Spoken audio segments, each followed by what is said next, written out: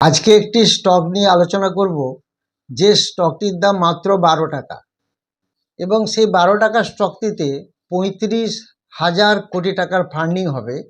কেন ফান্ডিং হয় আপনারা নিশ্চয়ই জানেন। তার ডিটেলস আলোচনাগুলি আমি আস্তে আস্তে এগিয়ে যাব। তার আগে কিছু আমার বলার আছে। যেমন গতকাল একটা ক্লিয়ারিং হলিডে ছিল, এর মানে হলো এনএসসি থেকে সেবি থেকে একটা ক্লিয়ারিং হলিডে রেখেছিল গতকাল। তার এফেক্ট কি? গতকাল যারা শেয়ার কিনেছে বা যারা বিক্রি করেছে, যারা শেয়ার কিনেছে তাদের আজকে শেয়ারের এফেক্ট পাওয়া যাবে না, বা যারা বিক্রি করেছে তার টাকাও আজকে আসবে না। অনেকের মধ্যে আজকে সংশয় হয়েছে যে কালকে আমরা শেয়ার বিক্রি করলাম, কেন আমাদের টাকা আসেনি, বা আমরা শেয়ার কিনলাম সেটাও কেন হোল্ডিংয়ে দেখাচ্ছে না।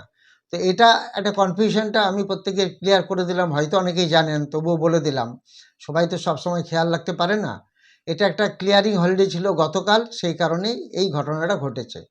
এছাড়া আজকে একটা জিনিস দেখেছেন নিশ্চয়ই আপনারা, বিশেষ করে যারা ফিউচার অপশনে কাজ করেন বা না করলেও, যে লাস্ট 15 মিনিটে যে ঘটনাগুলো ঘটছে এই ক্যাশ সিএএস সিস্টেমে, তো সেখানে আমরা আজ দেখতে পেলাম যে নিফটি 70 পয়েন্ট নিচে ডাউন হয়ে গেল। তো যারা বিশেষ করে আমরা যারা অপশানে কাজ করি বা যারা করেন, তাদের ক্ষেত্রে এই জায়গাগুলো একটু ভালো করে জানতে হবে। বিকজ এই যে 3টে 15 মার্কেট বন্ধ হয়ে যাচ্ছে, তার আগে সবসময় চেষ্টা করতে হবে আমাদের হেজ করে নেওয়া। যাদের কল বাই আছে তাদের পুট বাই করে নিতে হবে, যাদের কল সেল আছে তাদের পুট সেল করে নিতে হবে। বিকজ আমরা যেহেতু সবসময় অপশান নিয়ে কাজ করি, তার ফলে যদি সওদা পেন্ডিং থাকে বা ওপেন থাকে বা যদি স্কোয়ার অফ না হয়ে থাকে, তখন এই কাজটা অবশ্যই প্রত্যেকের করা উচিত যতক্ষণ এটা একটা ভালো সিস্টেমে পৌঁছে যায়। যেমন সকালেই দেখেছেন সেন্সেক্স দেখাচ্ছে 200 পয়েন্ট প্লাস, নিফটি দেখাচ্ছে 10 পয়েন্ট মাইনাস। তো অদ্ভুত একটা ব্যাপার, একটা ডিসিমিলারিটি কাজ করছে, যেটা এখনও ক্যাশ সিস্টেম এখনও ঠিক করতে পারেনি। আমরা নর্মালি জানতাম নিফটি 1 পয়েন্ট বাড়লে সেন্সেক্স 3 পয়েন্ট বাড়ে, বা ব্যাঙ্ক নিফটি 3 পয়েন্টের এরকম একটা অ্যাভারেজে বাড়ে। সেই একটা সিমিলারিটি কিছু পাওয়া যাচ্ছে না, এটা একটা প্রত্যেকের কনফিউশন আমরা আছি। তো what ever it may be, তো আমাদের বিশেষ করে অপশানে কাজ করলে একটু হেজ করে নেবেন, তাহলে আরও মনে হয় বেটার হবে। ওকে, তো এখন আমরা চলে আসব যে হেজিং সিস্টেম, যে স্টকটি নিয়ে আমরা বলবো সেই স্টকটাতে আমরা ফিরে আসছি। এখানে আমরা দেখতে পাচ্ছি যে এই স্টকটির দাম মাত্র 12 টাকা। যে স্টকটা নিয়ে আমরা এখন আলোচনা করছি, এটা অনেকেই বুঝে গেছেন, এটা একটা টেলিকমিউনিকেশন সেক্টরের স্টক। এটার নাম হচ্ছে ভোদাফোন আইডিয়া। তো এখন চলছে 12 টাকার মতো দাম। এটা উপর 35,000 কোটি টাকার একটা বিশাল একটা অ্যামাউন্ট ফান্ডিং হচ্ছে। কে ফান্ডিং করছে? না, এসবিআই।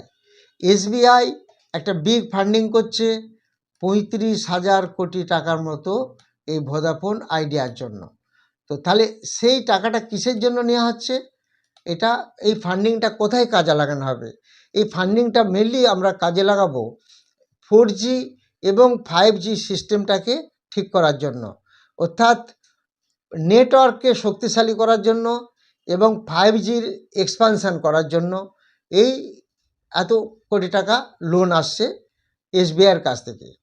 এই ফান্ডিংয়ের যে কাঠামোটা 35,000 কোটি, তার মধ্যে 25,000 কোটি ফার্স্ট ফান্ডেড হবে, ফান্ডেড ফেসিলিটি, আর 10,000 হবে নন ফান্ডেড ফেসিলিটি। এটা আমরা খেয়াল রাখবো। এর আগে দেখা যাচ্ছিল যে কোনোভাবেই লোন পাওয়া যাচ্ছিল না। এটা দীর্ঘদিন ধরে ব্যাপারটা আমরা দেখতে পাচ্ছি। লোন যেহেতু পাওয়া যাচ্ছিল না, এর কারণে ভোদাফোন আইডিয়ার খুবই অসুবিধা হচ্ছিল এইসব এক্সপানশনগুলি করার জন্য। এখন যেহেতু আদিত্য বিড়লা গ্রুপ এবং যারা প্রমোটার গ্রুপ আছেন, তারা এগিয়ে এসেছেন যাতে করে তারা একটা এখানে মর্গেজ রাখতে পারে। সেই জন্য এসবিআই এতদিন ধরে টাকা দিচ্ছিল না, এবং তারা রাজি হয়েছে। এদের যে প্রমোটার গ্রুপ ভোদাফোনে, তারা এখন একটা এই ফান্ড নেবার জন্য তারা একটা গ্যারান্টিতে সম্মতি দিয়েছে। সেই হিসাবে কাজটা তাড়াতাড়ি হবে বলে আশা করা যায়, এবং এসবিআইয়ের একটা ইতিবাচক সংকেত পাওয়া গেছে। এই ঋণ খুব তাড়াতাড়ি চলে আসবে ভোদাফোন আইডিয়ার গ্রুপের কাছে, এবং এই 35,000 কোটি টাকা যদিও এখনও হাতে আসেনি, টোটাল ব্যাপারটা যখন ফাইনাল হয়ে যাবে তখন দেখা যাবে যে এই সেক্টরের আস্থা অনেক বেড়ে যাবে এবং এই টাকাটা থেকে কোম্পানি যে কাজগুলো করবে সেটা আমরা জানি যে বিভিন্ন এক্সপানশন প্ল্যানগুলো এর থেকে আসবে। এবার এখান থেকে আমরা দেখতে পাচ্ছি ভোদাফোন আইডিয়া অলরেডি বিভিন্ন কোম্পানির কাছে বিভিন্ন অ্যাপারেটাসের জন্য বিভিন্ন 9,000 কোটি টাকার মতো অর্ডার দেওয়া হয়ে গেছে। যে কোম্পানিগুলিকে অর্ডার দেওয়া হচ্ছে সেটা হচ্ছে নোকিয়া, এরিকসন অ্যান্ড স্যামসুং। এই কোম্পানিগুলিতে 9,000 crore মূল্যের নেটওয়ার্ক সরঞ্জামের অর্ডার অলরেডি দেওয়া হয়েছে। তো এর লক্ষ্য হলো কি 4G ক্যাপাসিটিটা বাড়ানো এবং 5G এক্সপানশন করা। এই দুটো জিনিস এখানে হবে। 4G ক্যাপাসিটি বাড়ানো হবে এবং 5Gকে এক্সপানশন করা হবে। এটা ডিটেলস এখানে আমরা লিখে দিয়েছি। শুধু তাই নয়, জিও এবং এয়ারটেলের সঙ্গে কম্পিটিশনে থাকতে হলে, সেখানে টিকে থাকতে হলে তো একে 4G এবং 5G নিয়ে ভাবতেই হবে ভোদাফোন আইডিয়াকে। তো সেই হিসাবে অলরেডি লোনটা প্রায় স্যাংশন হতে চলেছে এবং টাকাটা হয়তো হাতে আসেনি, এসে যাবে। তো যেটা মেন ঘটনা, এখানে একটা ইতিবাচক পরিবর্তন দেখা দিচ্ছে। শুধু তাই নয়, আমরা ভোদাফোন আইডিয়ার যে রেজাল্টটাও পেয়েছে সেই রেজাল্টটা থেকে আমরা দেখতে পাচ্ছি যে লস প্রচুর কমে গেছে। এর লস কমে প্রায় 3,754 কোটি টাকা হয়েছে। এটা এই 3 মান্থসের কোয়ার্টার রেজাল্টে আমরা যেটা দেখতে পেলাম। তো এর মেন যে টার্ন অ্যারাউন্ড যে গল্পটা, সেটা ধীরে ধীরে এটা আস্তে আস্তে ফলপ্রসূ হবে বলে আশা করা যায়। দেখা যাক আস্তে আস্তে যদি কোম্পানি রেভিনিউটা বাড়াতে পারে, লস থেকে প্রফিটে ঢুকে যায় এবং আস্তে আস্তে যদি এইগুলি সব ইমপ্লিমেন্টেশন হতে শুরু করে, তাহলে একটা ভালো টার্গেট আসতে পারে।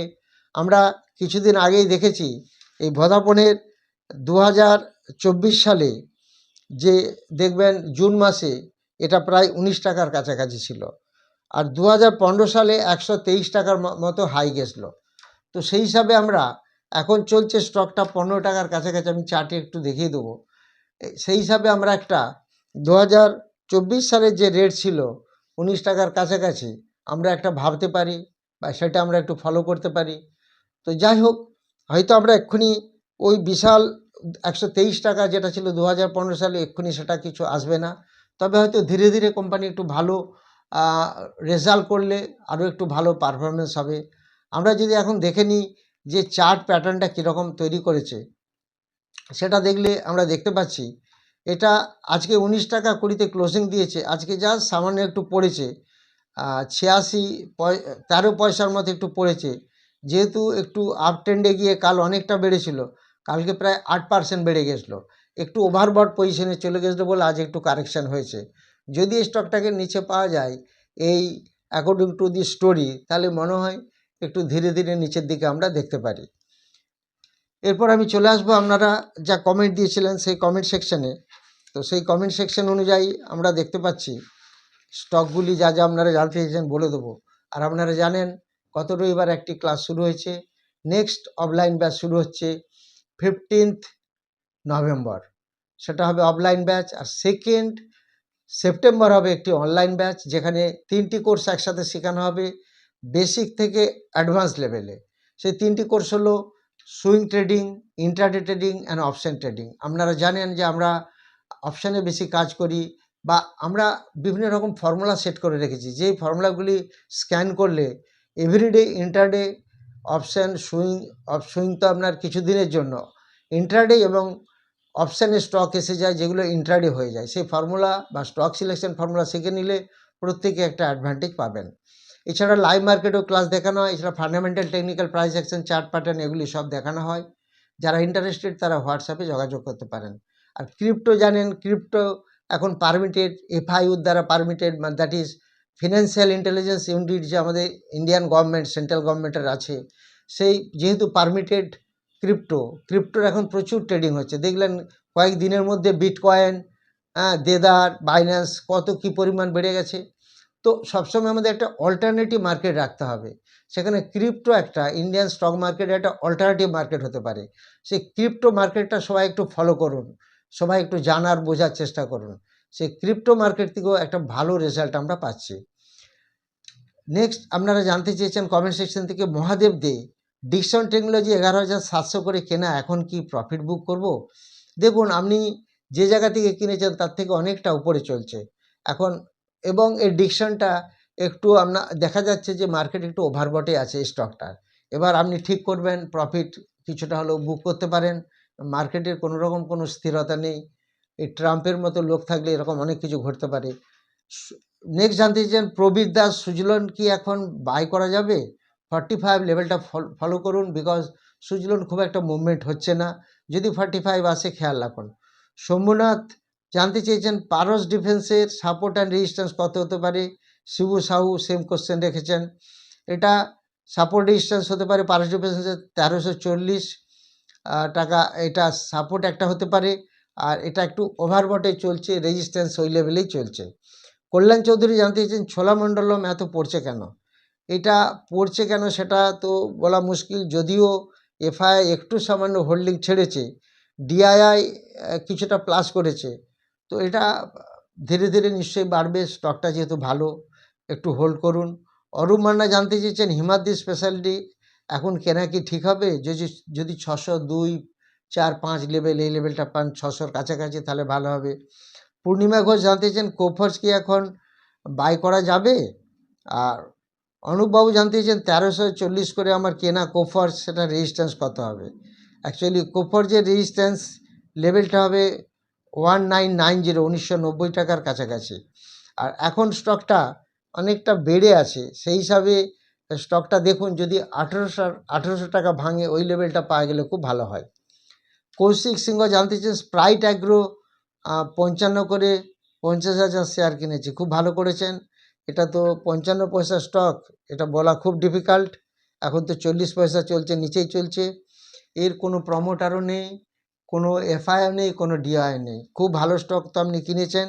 জানি না পাবলিকের কাছে 100% এটা ঠিক বলতে পারলাম না আমি।